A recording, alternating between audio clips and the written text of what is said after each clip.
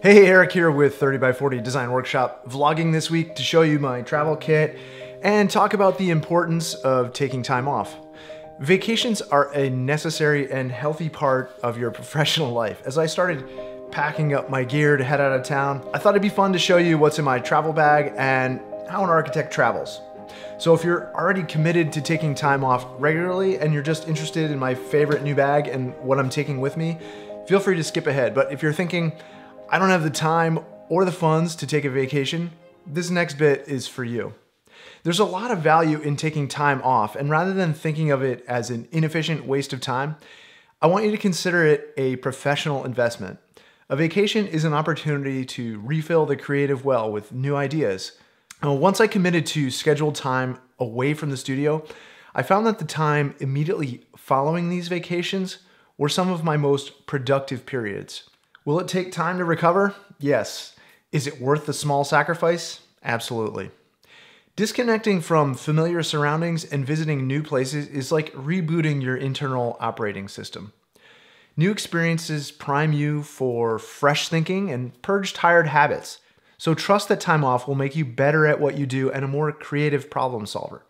It's easy to stagnate when you're sitting around staring at the same scenery, talking with the same people, wandering the same familiar routes. Travel forges new connections and provides new source material to draw upon. Now, if you're a sole practitioner, a solo business owner like me, summer vacations can be doubly difficult. You're stepping away from billable hours and also having to cover the costs of the vacation. Now, if this is true for you and you just can't afford it, a staycation can be equally valuable. Change your routine or route. Try to actively get lost. Eat in new places. Seek out micro adventures by finding an experience you haven't tried nearby. Even better, commit to a digital detox by shutting down your phone, your laptop, and shut off all notifications. This really does work. Treading the same path every day is not only boring, but it allows your thinking centers to get lazy. As an example of just how ingrained certain routines can be, I want you to try this the next time you brush your teeth. Try switching hands. If you're right-handed, brush with your left. It's an entirely different experience, and it's actually not easy. You have to think about it, and it forces you to be present in the moment. Rote, routine activities create hardwired pathways in our brains. When we actively disrupt them, we're forcing our cognitive centers to get the same job done in a different way. Your day-to-day routine is similar. Now, of course, this doesn't only apply to taking a vacation or a staycation. It can also apply to your design and creative work. Simply trying things you haven't tried before can produce similar effects. All right, so here's where my summer trips are taking me. First, I'm headed to the High Sierras and Yosemite in California, the most visited national park in the US. Following that, I'm headed into the wilderness of Quebec. It's part fishing trip, part reunion to spend a week without access to modern amenities, no cell towers. I'm bringing the Mavic and I'm hoping to use it to hone my photography and video skills. Then there's Mount Katahdin here in northern Maine. This is the northern terminus of the Appalachian Trail, and it's only a few hours from here, but it feels worlds away. And because I can't stand not having a trip planned, we're headed to the UK later in the year for Thanksgiving. I wanted to mention it here because having a trip booked for the future is important, because a good part of the value of travel, at least for me, is the anticipation, the lead up, and the planning beforehand. It's exciting knowing you have somewhere to be in a few months' time, and it can even help drive your current work and projects forward, giving them fixed timelines. Now, I heard this statistic recently that really hit me. They say 80% of the time you'll spend with your parents in your life is between birth and 18.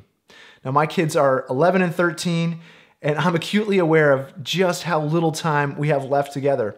If that statistic is anywhere near true, it feels like I can't afford not to take a vacation. Now, I'm lucky to have structured a practice that lets me do a number of interesting things. Architecture is one of them, as is photography and hiking and writing and travel and making videos. Spending time with my family is probably the most important one. Too often, the practice of architecture is discussed purely in terms of very specific success metrics like commissions received, clients served, awards won.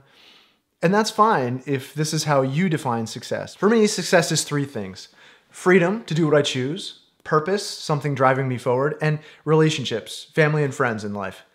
Now that's my definition, so it may not apply to you, but consider how your definition of success informs what you do with your time. Not only your summer, but the next project or the next job you accept.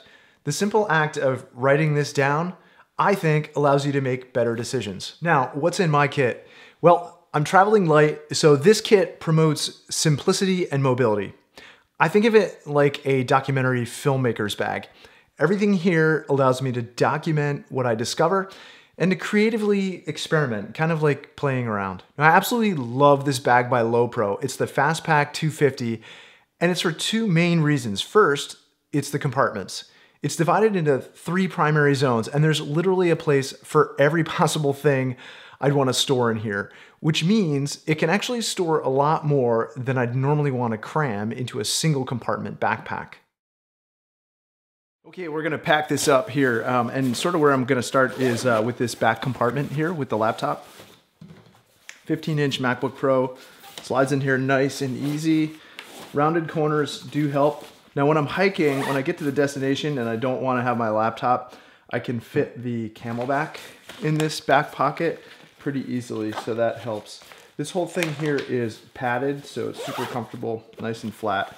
So that's step 1 in loading it. So the nice thing about this top compartment here, and the reason why I really like this bag is because this sits flat. So if you want to load this top compartment, it will completely stand up for you. So put the sketchbook in here.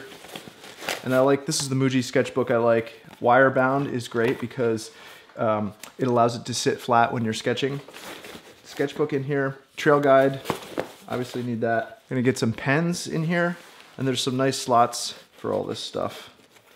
Great pockets here. So in this pocket, I'll put hand sanitizer, some sunscreen, ibuprofen, lip balm. That all fits in there pretty nicely. In this pocket, chewing gum, Zots. These things are fantastic for a sugar hit. They're actually sugar-free. Okay, so those go in there. Oh, and also there's a tick remover. There's a key leash in here, so that means you can stick your keys in this little pocket here. Charging cords and headphones. This is gonna be a carry-on on the plane. Usually I'll take a Leatherman, so I'm not able to keep this in my carry-on, but I will keep it when I'm hiking. And then I kind of keep these little mesh bags for holding cordage here. And the cordage I wrap with these little Velcro strips. The Velcro strips are great because you can, if you have a couple of them, you can join them together to make a longer Velcro strip. And then if you need to attach it to anything, like my tripod or something. And then the mesh bag is nice to have because if you're collecting things, you have some things that you want to keep organized, that'll all fit in there. Now you can see there's a lot more room in this compartment here. So lots of space. Can fit some additional things, can fit additional batteries, other things you're traveling with. So the other nice thing is the Mavic case with the batteries, everything need to operate it in here, fits right in this top compartment neatly. So if I know I'm going out shooting with the Mavic, I can load that into this top compartment, still keeping all the other things I need there. Move the sketchbook to this lower pocket here, and then I can put the Camelback in this back piece here, because obviously if I'm hiking, I don't need my laptop. And then all the camera gear stays down in here. So that's that zone. Now there's also this top piece here. And what I use this for is sunglasses and phone. A couple other pieces that go on the top here, but I'll talk about that in a second. So this flat compartment, when I'm traveling, I'll put my passport in here and a snack. And there's still room for flat things in here as well. And let's get into the camera compartment.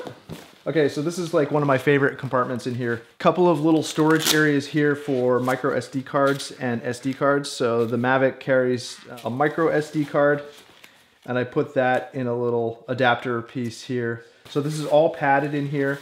And then these are Velcro lined. So you can put a really long lens, I think up to a 200mm lens on here. So just huge.